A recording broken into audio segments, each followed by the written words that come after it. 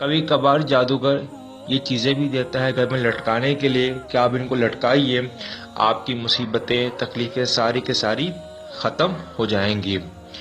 اور اس کے بعد اکثر بیشتر جو جادوگر ہوتے ہیں وہ انگوٹیاں دیتے ہیں۔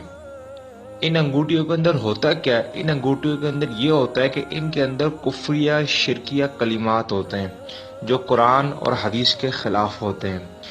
ان کے اندر یہ لوگ شیطان سے مدد طلب کر رہے ہوتے ہیں، اور ان کے اندر تعویذات ہوتے ہیں، اور بعض دفعہ کہتے ہیں کہ یہ لال انگوٹھی ہے، آپ اس کو پہنیے، آپ کی تکلیف دور ہو جائے گی۔ بعض دفعہ کہتے ہیں کہ آپ کا نام کیا ہے، آپ کی والدہ کا نام کیا ہے، نام پوچھنے کے بعد کہتے ہیں کہ یہ کالی انگوٹھی آپ اور آپ کی والدہ کے نام سے میچ ہو رہی ہے، آپ یہ پہنیے، آپ کے مسئلے حل ہو جائیں گے۔ یہ اس وقت ہم آپ کو دکھا رہے ہیں، یہ ایک درخت کا ایک ٹکڑا ہے جس کے اندر باقاعدہ سورۃ الفاتحہ لکھا گیا۔ کیا لکھا گیا؟ سورۃ الفاتحہ لکھا گیا۔ یہ کسی عورت کو تحفے میں کسی نے دیا تھا۔ جب وہ عورت اپنے گھر لے گئی، اس کے گھر کے اندر تکلیفات، پریشانیاں، مصیبتیں، غم آنا شروع ہو گئے۔ آپ پریشان ہو گئے کہ اس کے گھر لے جانے سے مصیبت تکلیف کا کیا تعلق ہے۔ جب ہم اس کو الٹا کر رہے ہیں، یہ آپ دیکھیے کہ اس کے اندر جادو کے کفری کلمات ہیں جن کا مقصد تھا کہ اس عورت کو تکلیف اور اذیت اور عذاب مبتلا کرنا، اور کچھ بھی نہیں۔ کبھی کبھار جادوگر ایک خاص قسم کا کپڑا دیتا ہے پہننے کے لیے۔ ان کپڑوں کے اندر شیطان اور جنوں کے نام ہوتے ہیں جن کا مقصد یہی ہوتا ہے کہ یعنی شیطان کو خوش کرنا، اپنے مقصد کو حاصل کرنا۔ یہ آپ جس طرح دیکھ رہے ہو کس طرح کے کلمات لکھے ہیں قرآن کے، اور کس طرح کے نام لکھے ہوئے ہیں کفر شرکیہ۔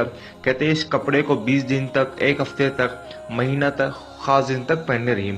اگر آپ یہ کپڑا بالکل ہی پہن نہیں سکتے تو ایک خاص قسم کا ایک کپڑا دیتے ہیں جو بہت ہی خوبصورت ہوتا ہے، آپ کو دکھ رہا بھی ہے، بہت پیارا کپڑا ہے،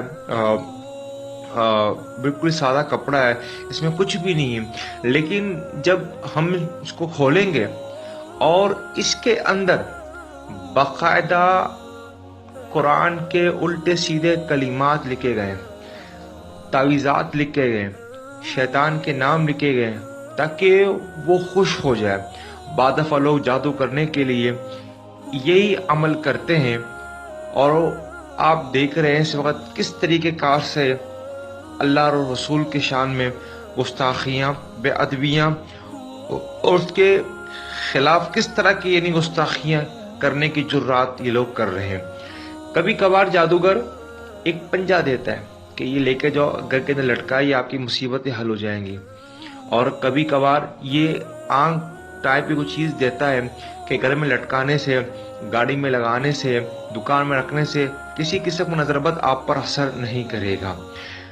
اور یہ دانے بھی کبھی کبھار آپ کو دے گا گھر میں پڑھنے کے لیے، لیکن سارے کے سارے عمل صحیح نہیں ہے۔ اس سے سارا کا سارا یعنی کوئی بھی چیز آپ کو یہ چیز یہ دے، ان میں سے کوئی بھی چیز دے، وہ بندہ جادوگر ہے، اس کے پاس جانا صحیح نہیں ہے۔ آپ اکثر بیشتر لوگ کہتے ہیں کہ علماء کرام کہتے ہیں کہ جادوگر سورہ بقرہ پڑھ نہیں سکتا۔ یہ قرآن باقاعدہ ایک جادوگر گھر سے نکلا گیا، یہ قرآن باقاعدہ جادوگر کے گھر سے برآمد کیا گیا۔